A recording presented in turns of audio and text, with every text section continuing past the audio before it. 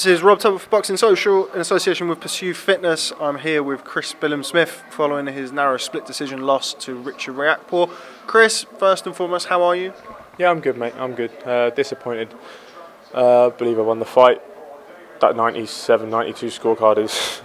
I can agree with the other ones. You know, close at least by 1 point, but that's way too wide. And the knockdown lost me the fight, and I don't think it was a knockdown. Talk to me about the start of the fight. I mean, we've spoken on many occasions in the build-up to this fight about this being your first step up, your first big fight on pay-per-view platform. How were the early rounds for you? How did you manage that? I felt comfortable. I knew he'd underestimate me, and I knew I'd shock him early on. So I just stayed smart, boxed safe. First 3 rounds I thought I won. Probably gave him the fourth, gave myself the fifth. So I thought halfway through the fight I was 4 rounds to 1 up. And maybe I took the foot off the gas a little bit and gave him a couple of rounds and let him back into the fight.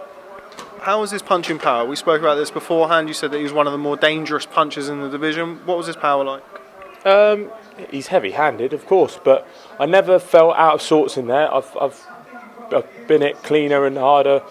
It's quite slow in the sense of, with his when he throws, you can see him. Heavy-handed guy, but. I feel like my chin has proved I've got a decent chin. Everyone keeps going, you took that uppercut and threw straight back and all this. So, but he's obviously a heavy-handed guy. But I believe I proved I had a decent chin, and I've said that before the fight. He said to you in our head-to-head that I'm chinny, and I'm pretty sure he changed his mind now. But yeah, he's heavy-handed, and that was essentially what won him the fight because they counted that as a knockdown. So. You looked to have him hurt in the 9th round. Well, it's not even that you looked to. I spoke to Richard after the fight, and Richard said that he was hurt at the end of the 9th round.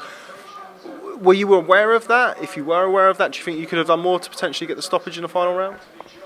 Yeah, I knew I had him hurt. It was a very awkward position. He was hanging over the ropes, and I was left hooking him to try and maybe the inexperience there, and having known they scored the knockdown. Maybe that I went after him a bit too much, and then obviously it was right at the end of the round. But maybe in the 10th I should have stuck it on him a bit more, but I wanted to be smart because I did respect his power. Thought I was winning the fight, especially after that 9th round. Thought if I win this last round, I've won the fight. So I went out there and won the last round, and thought I won the fight. Where next for you? Obviously, we have your lovely fiancée just off shot. I know you're going to be getting married soon. But how quickly would you like to get back in the ring? Because albeit on a loss, I mean, you've been at a competitive fight on a pay-per-view platform. I think it's fair to say your stock's probably risen. When are you looking to get back in the ring again? Where are we now? We're end of July. August is a busy month. It's my birthday. We've got going to Italy to look at wedding venues this week. Mia's birthday is in August as well. But yeah, probably in October. I'd like to be out again in October, maybe late October, potentially early November at the latest. Give me an 8-week camp, and I'm always fit. I will be eating lots of pizza and pasta in Italy. Whether it be as good as Via Italia in Glasgow, we don't know, but I'll get back to you on that one, Rob. But yeah, it's I want to get back out there. That fight gave me that real fire in the belly. Yes, not a tick-over fight, or I don't feel like I need a comeback fight as such.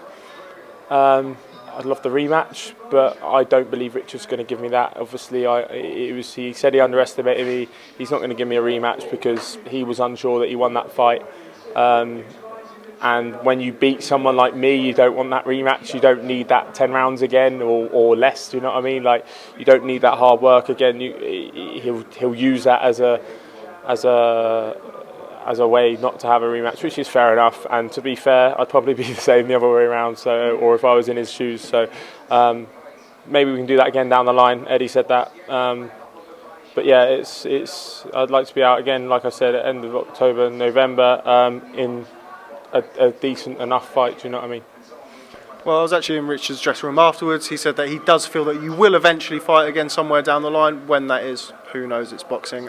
Chris Billam-Smith, thanks very much for speaking to Boxing Social, not just today, but in the build-up to this fight.